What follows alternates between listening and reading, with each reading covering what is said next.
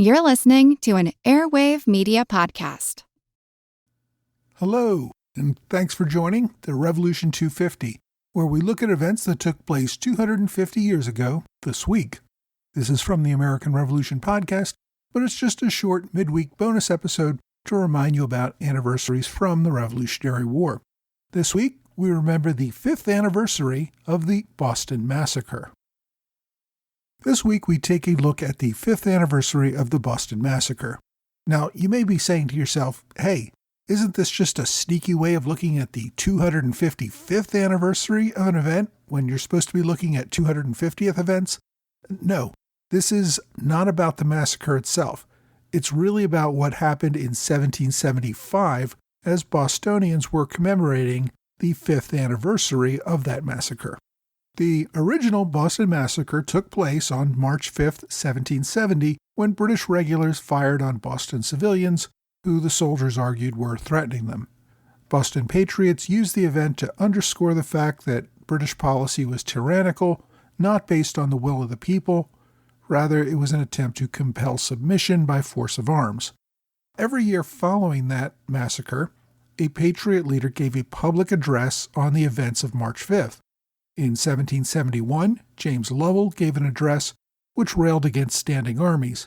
He said that a professional soldier was essentially reduced to a state of slavery and that slaves envy the freedom of others. As a result, quote, they take a malicious pleasure in contributing to destroy it. Lovell went on to serve in the Continental Congress. Ironically, both his son and grandson did serve as professional soldiers. His son served in the Continental Army for 6 years. His grandson became the first Surgeon General of the U.S. Army. The following year, 1772, Joseph Warren gave the address commemorating the 2nd anniversary of the massacre. He focused on the fact that Britain was ruled by Parliament and that the colonies were not represented there. So, allowing Parliament to make laws for colonists was a form of slavery that a free people could not tolerate. In 1773, Dr. Benjamin Church gave the oration. The doctor had actually been the one who performed the autopsy on Crispus Attucks, one of those who were killed in the massacre. Church was also a leading patriot, serving on several important committees. His oration focused on the inherent tyranny of allowing Parliament to legislate on behalf of the colonies. Later, Church would form the medical corps for the New England Army, although after that it was determined that he was spying for the British. After several years of house arrest, he was banished during the war and disappeared in the Bermuda Triangle.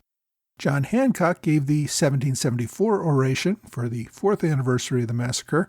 This was only a few months after the Boston Tea Party. He referenced the massacre as intentional murder and part of a larger attempt to enslave the colonies. His speech called for a well-regulated militia to defend Massachusetts against all threats. Hancock, of course, would go on to become one of the leading advocates for independence, serving for years in the Continental Congress and then as governor of Massachusetts.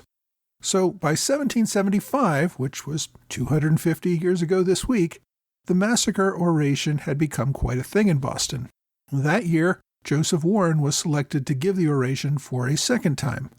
His speech, however, was not given on the anniversary of events March 5th because that date fell on a Sunday. Instead, the speech took place on Monday, March 6th. If things had been hostile in 1774 when Hancock spoke, they were even worse in 1775. In previous months, there had been several clashes between regulars and militia as both sides tried to seize or protect munitions. The intolerable acts had placed the colony nearly in a state of war. British regulars once again occupied Boston. Although they did not know it at the time, they were only about 6 weeks away from the clash at Lexington and Concord. So things were really tense in Boston. Warren gave his address at the Old South Meeting House before a packed crowd of about 300 people. Among those in attendance were Samuel Adams, John Adams, and John Hancock. Warren's speech focused on the natural rights of men, that colonists came to America to escape despotism and find freedom. The British only began to try to take from the colonies once they had developed and prospered due to their own hard work. He noted that the fight for freedom was coming, and that all of them needed to stand firm. He emphasized that the colonists did not want independence. They wanted all the freedoms that they had traditionally enjoyed as Englishmen. This required all of them to continue to fight for their rights and resist tyranny. He said he did not want bloodshed, but made it clear that the colonists would defend their rights. Also in attendance at his speech were a number of British officers. According to some accounts, one officer held several musket balls that he kept throwing up in the air and catching in an attempt to apparently intimidate the speaker.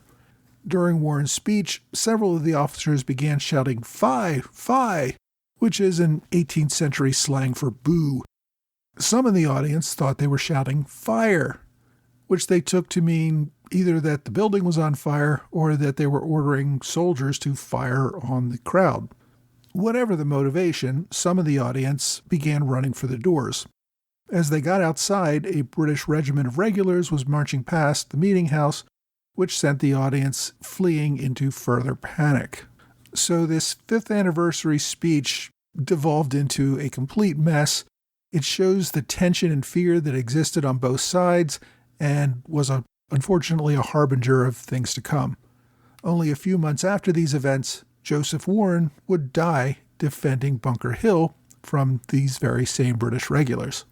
I originally discussed these events back in episode 52 of the American Revolution podcast. I hope you've enjoyed this look back at events 250 years ago, and please look for another one next week. Thanks.